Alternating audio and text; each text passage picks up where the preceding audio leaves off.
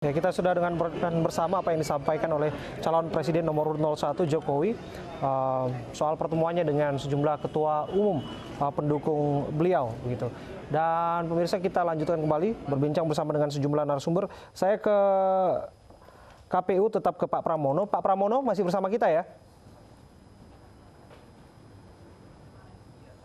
Ya, halo.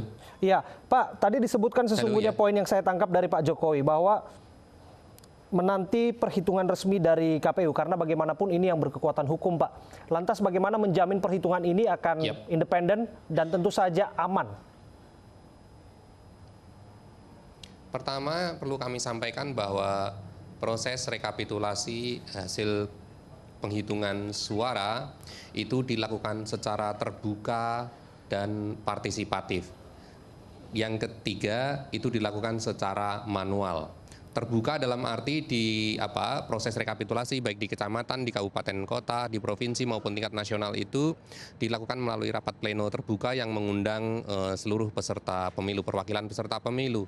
Partisipatif dalam arti kita tidak menentukan sendiri tetapi juga membuka ruang diskusi, saling adu data dan seterusnya dan seterusnya. Yang ketiga, kita lakukan secara manual karena ini proses rekapitulasi secara berjenjang itu masih menggunakan formulir-formulir hasil rekapitulasi di bawahnya, sehingga kekhawatiran atau ketakutan sebagian masyarakat kita bahwa sistem IT KPU dihack, diganggu itu sebenarnya tidak terlalu beralasan. Demikian. Oke, soal keamanannya bagaimana? Ini Pak, karena menarik bahwa masing-masing pihak juga berharap sesungguhnya partisipatif, namun bagaimana ini kemudian dilakukan tanpa ada upaya untuk menguntungkan pihak tertentu begitu Pak? Ketika proses rekapitulasi secara berjenjang di semua tingkat itu, di tingkat kecamatan, di tingkat kabupaten kota, provinsi dan nasional itu kan masing-masing peserta pemilu kan menghadirkan saksi begitu ya. Menghadirkan saksi, masing-masing juga pegang data, ya tinggal dibuka saja. Itu yang saya sebut terbuka dan partisipatif, sehingga kalau KPU menghitungnya salah pasti kan saksi dari partai-partai pasti akan teriak begitu.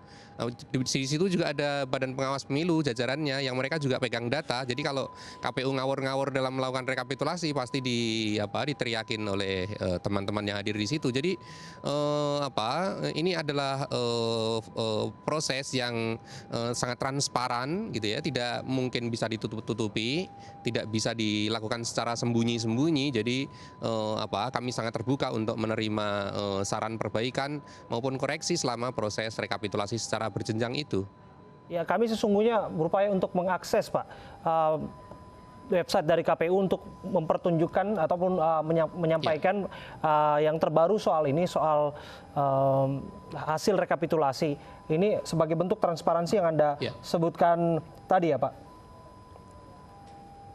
Itu hanya bagian dari kepentingan publikasi sebenarnya, gitu ya. Jadi itu hanya untuk kepentingan publikasi, tidak menjadi basis penghitungan, rekapitulasi dan penetapan hasil-hasil pemilu yang menentukan siapa nanti yang terpilih menjadi presiden, wakil presiden, atau partai politik yang lolos parliamentary threshold, atau partai-partai calon anggota legislatif yang terpilih, atau calon-calon anggota DPD yang terpilih. Itu penetapan itu semua dilakukan melalui proses manual.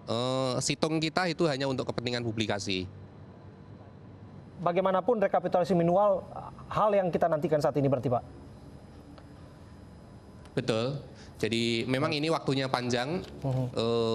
Secara total waktu untuk rekapitulasi itu selama 35 hari, dimulai pada hari ini tanggal 18